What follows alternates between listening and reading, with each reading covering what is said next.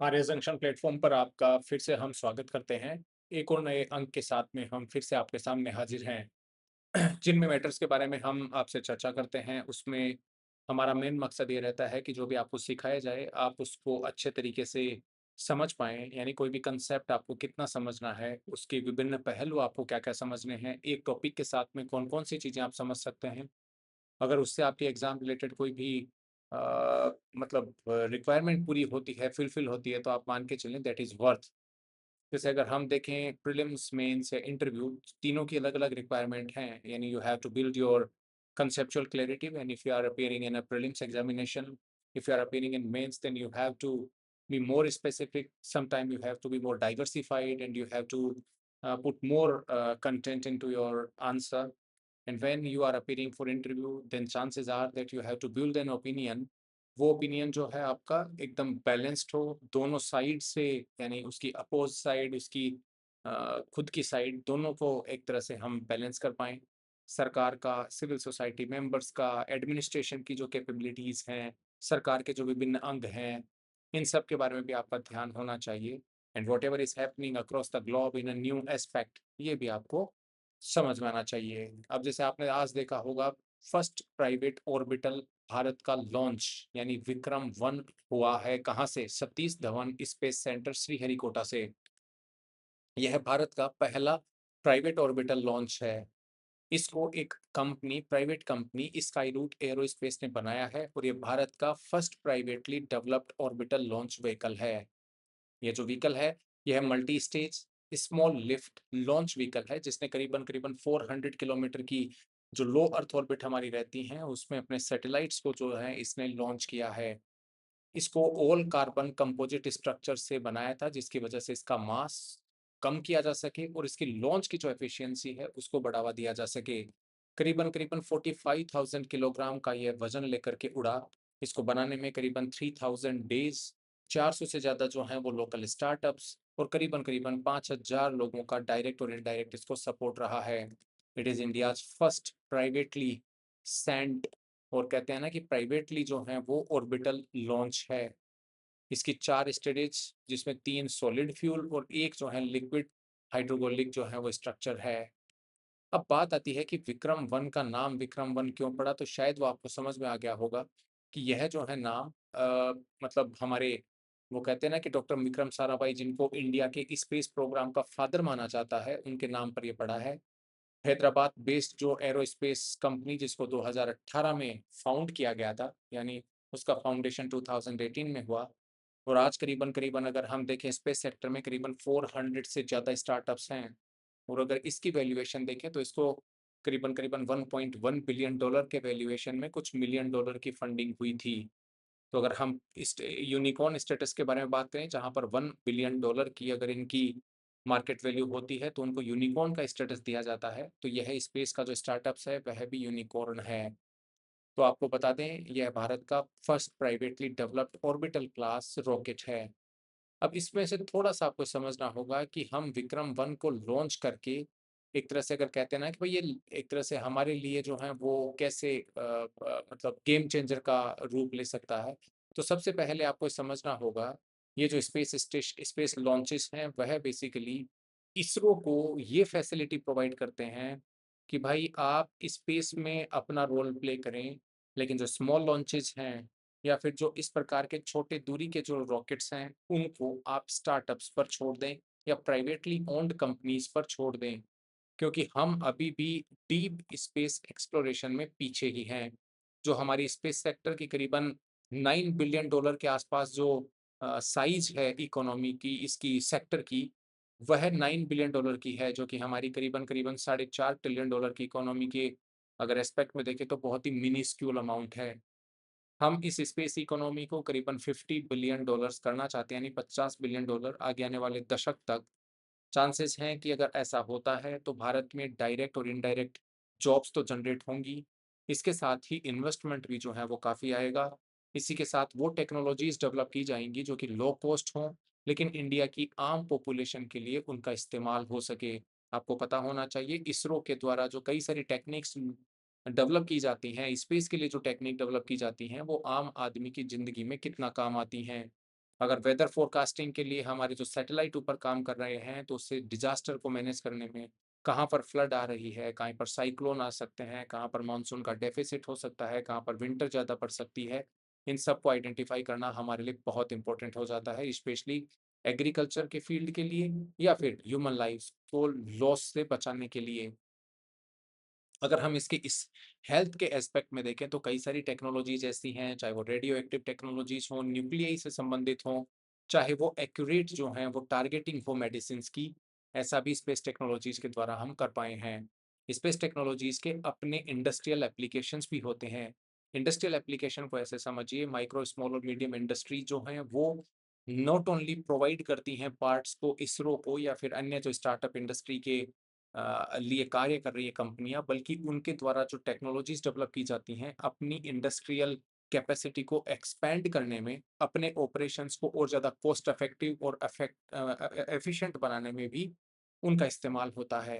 Administration में भी इसका काफ़ी बड़ा रोल सामने आता है, जहाँ पर चाहे वो डिजिटल फाउंडेशन हो हमारी इकोनॉमी के, चाहे वो सुदूर प्रदेशों में जो हैं वो गवर्नमेंट की सर्विसेज को प्रोवाइड करना हो, चाहे वो सैटेलाइट कम्युनिकेशन ही क्यों ना हो, it is all happening through the space technology.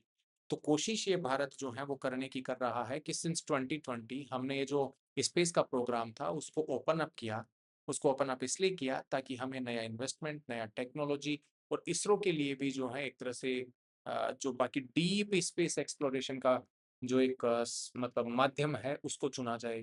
यानी अभी हम इसरो को एक तरह से फ्री करेंगे कि आप you go and do your basic work that is called deep space exploration. ISRO के कई सारे ऐसे प्रोजेक्ट हैं, गगनयान मिशन से लेकर के चाहे वो ऑर्बिटल मतलब एयरक्राफ्ट, मून का, मार्स का, या फिर वहां पर जो है रोवर उतारना, ये काफी इंपॉर्टेंट हमें हेल्प कर सकते हैं। तो इसरो को भी इससे काफी ज्यादा हेल्प मिलेगा। That is why it is an important step, यानी विक्रम 1 का लॉन्च होना या प्राइवेटली ओन्ड सैटेलाइट व्हीकल का जो है वो लॉन्च होना, लॉन्च व्हीकल का लॉन्च होना, ये हमारे लिए बहुत इंपॉर्टेंट फैक्टर है और एक इम्पोर्टेंट न्यूज़ है। जब हमारे स्पेस सेक्टर के बारे में बात करते हैं तो हमने स्पेस सेक्टर के जो रिफॉर्म 2020 में किए, उसके कारण जो है हमने कई प्रकार की ऐसी चीज़ें विकसित की, जिसमें चाहे वो Indian National Space Promotion and Authorisation Centre जिसको जिसको हम इन स्पेस कहते हैं, यानी Indian Indian Nation Space Promotion and Authorisation Centre, जो कि एक तरह से रेगुलेटरी और फाइनेंशियल सपोर्ट प्रोवाइड करता है भारत की जो स्पेस सेक्टर है उसकी संभावनाओं को विकसित करने के लिए। इसी तरीके से PSLV Orbital Experimental Module programme को भी लॉन्च किया गया है, जहां पर जो पेलोड हैं उनको इंक्रीज किया गया है स्टार्टअप्स के लिए। अगर हम बात करते हैं अन्य मतलब स्पेस सेक्टर के रिफॉर्म के बारे में, तो एक जो है टेक्नोलॉजी ट्रांसफर इसरो के द्वारा प्राइवेट एंटिटीज को न्यू स्पेस इंडिया लिमिटेड यानी NSIL, इससे जो है वो एनकरेज किया जाए, यानी whatever is being developed by ISRO has to be provided to the private organisation, so the private organisation can also take advantage of what is happening in space, या what is happening in space technologies by ISRO, and that can also cater to the larger population. तो जब हम बात करते हैं NSIL यानी new space India limited की, तो आप ये कहें कि करीबन करीबन 80 से ज़्यादा टेक्नोलॉजी ट्रांसफर एग्रीमेंट जो है इन्होंने साइन किए हैं इसरो से इंडस्ट्री की तरफ, यानी प्राइवेट इंडस्ट्री। इसको जो है इनकॉर्पोरेशन 2019 में किया गया था कंपनीज एक्ट 2013 में। अभी ये फिलहाल Holi owned government of India की कंपनी की तरह कार्य कर रही है डिपार्टमेंट ऑफ स्पेस के एडमिनिस्ट्रेटिव कंट्रोल के लिए, कंट्रोल के साथ में। यह इंडियन स्पेस रिसर्च ऑर्गेनाइजेशन की कमर्शियल आर्म के तौर पर भी देखी जाती है। तो मान लो यहाँ से आपका प्रीलिम्स का क्वेश्चन आता है कि what do you understand by NSIL यानी न्यू स्पेस इंडिया लिमिटेड, तो आप ये एक तो कंपनीज एक्ट के तहत इसका इनकॉर्पोरेशन गवर्नमेंट ऑफ इंडिया के द्वारा होली ओन्ड जो है एडमिनिस्ट्रेटिव जो इसका कंट्रोल है Department of Space, Indian Space Research Organisation या इसरो की कमर्शियल आर्म, या इसी तरीके से जो है टेक्नोलॉजी ट्रांसफर को डेवलप फैसिलिटेट करवाना बिटवीन इसरो एंड इंडस्ट्री। तो यह जो है वो NSIL का काम है।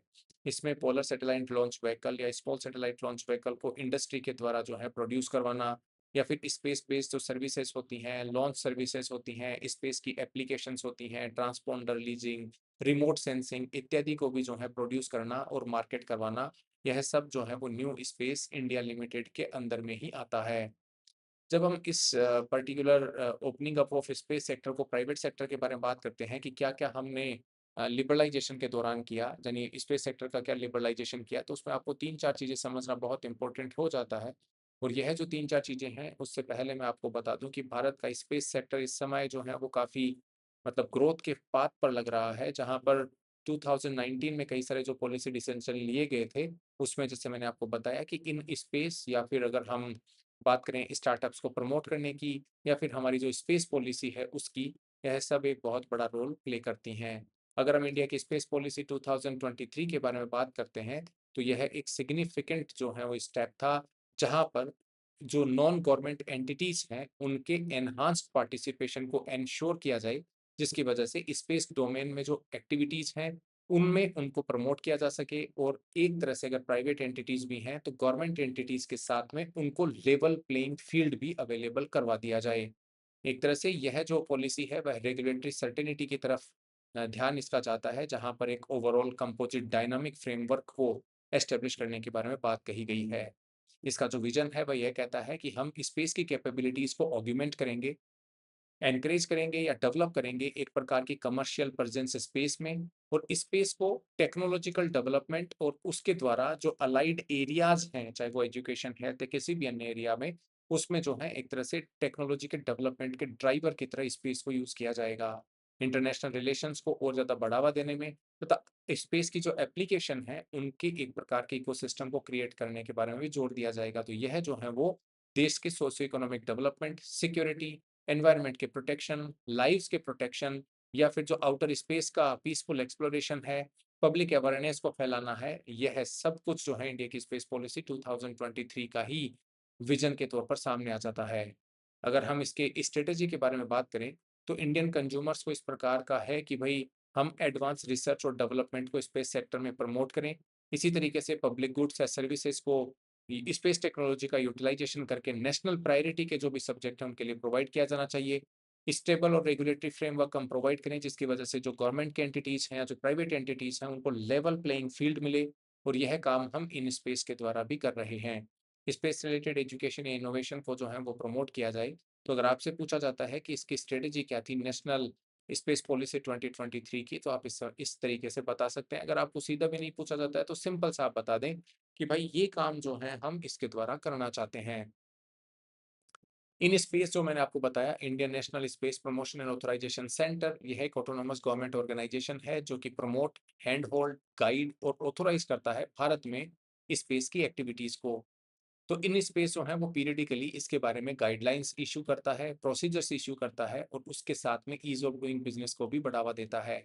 तो यह एक सिंगल विंडो एजेंसी के तौर पर कार्य करता है जिसकी वजह से स्पेस का ऑथराइजेशन किया जा सके, नॉन गवर्नमेंट एंटिटीज और रिलेवेंट जो गवर्नमेंट के डायरेक्टिव्स को फॉलो किया जा सके, स्पेस के ऑब्जेक्ट्स को एस्टेब्लिश किया जा सके, लॉन्च व्हीकल्स का लॉन्च या ऑपरेशन करना जिसको वो मतलब सब ऑर्बिटल लॉन्चेज उसके द्वारा कर सकें, जो अर्थ स्टेशंस हैं, सेल्फ ओन्ड हैं, लीज़्ड हैं, उन सब लॉन्च पैड को भी हम जो है एक तरह से एस्टेब्लिश करें और ऑक्यूपाई सॉरी और उसका जो है वो हम ऑपरेशन को स्टार्ट करें।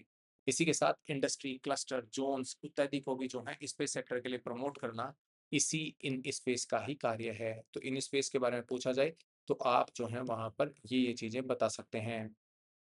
अब देखिए ये काम क्यों किया गया? क्योंकि हमें ज़रूरत है हमारे सेक्टर को और ज़्यादा इम्प्रूव करने की। हम ऑलरेडी जानते हैं कि whatever is being done by ISRO across the globe has some notable reputation, but if we can somehow enhance the capabilities of not only ISRO but also the private organizations, then it can become a very win-win situation for everyone in our country.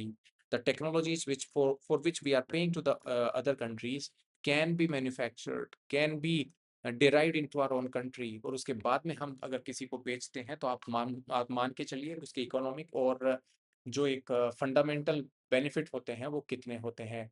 Mission critical जो product होते हैं उनकी successful delivery अगर होती है तो अन्य country भी हमारी तरफ देखते हैं कि okay this country is providing low cost and very credible and reliable service, so we should go and explore the opportunities from the Indian startups in the space sector. आपको बता दें रिसर्च एंड डेवलपमेंट या innovation जो fund है जो कि 1 लाख करोड़ रुपए का बनाया गया है, या इसी तरीके से अंतरिक्ष वेंचर कैपिटल फंड जो कि 1000 करोड़ रुपीस का बनाया गया है, यह केंद्र सरकार का जो फाइनेंशियल कमिटमेंट है इनोवेशन उसको टेस्टिफाई करता है। अगर हम बात करते हैं कि भाई मतलब सिविल मिलिट्री या इंटीग्रेशन इसका कैसे किया जाए और स्पेस की जो जर्नी है उसको कैसे बढ़ाया जाए। तो जो गवर्नमेंट का रोल रहा है स्पेस आर&डी में, वह काफ़ी ज़्यादा बड़ा है। तो अब इसरो के साथ में हम अन्य जो प्राइवेट कंपनीज़ हैं, उनको काफ़ी ज़्यादा बढ़ावा दे रहे हैं।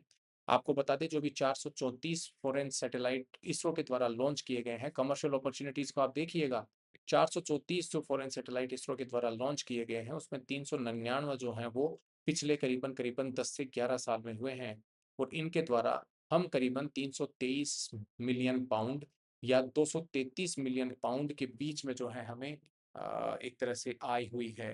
तो ये इतनी आय कब होगी जब हम कुछ जो है पर्टिकुलरली ग्लोब के लिए करेंगे, किसी विश्व के किसी समुदाय के लिए करेंगे। इसलिए developing these kind of technologies and developing the regulatory structures become all the more important. Private investment को बढ़ावा देना या इंस्टीट्यूशनल मैकेनिज्म को बढ़ावा देना, इसी सेक्टर में मैन्युफैक्चरिंग, इनोवेशन और एंटरप्रेन्योरशिप को ही बढ़ावा देना है। जब हम बात करते हैं स्टेट मोनोपोली को, तो एक समय ऐसा हुआ करता था या हर जगह भी ऐसी व्यवस्था है कि ये स्पेस की बात जहाँ पर होती है, वहाँ पर जो है वो केवल और केवल गवर्नमेंट एंटिटीज़ के बारे में या गवर्नमेंट की बॉडीज़ के बारे में बात होती है। या अगर यहाँ पर बात करें तो कुछ समय पहले केवल और केवल इसरो के बारे में बात होती थी, but now the pendulum has shifted and we are now looking forward towards the operation that can be taken care by the private industry. इसी के साथ हमने फॉरेन डायरेक्ट इन्वेस्टमेंट और फंडिंग को भी बढ़ावा दिया है, जहाँ पर लिबरल जो रेगुलेटरी फ्रेमवर्क है वो 100% फॉरेन इन्वेस्टमेंट सैटेलाइट की मैन्युफैक्चरिंग में और सैटेलाइट के ऑपरेशंस में जो है वो एक तरह से एक रोल प्ले कर सकता है। इस प्रकार के सक्सेसफुल लॉन्च से तथा गवर्नमेंट की जो बैकिंग है या डिपार्टमेंट ऑफ स्पेस के द्वारा जो इनको बैक किया जाता है, इनको सपोर्ट किया जाता है, इनका मतलब टेक्नोलॉजिकल अगर इवोल्यूशन के बारे में बात करें तो भारत की स्पेस सेक्टर के लिए बहुत बड़ी अच्छी खबर हो सकती है, जो कि आने वाले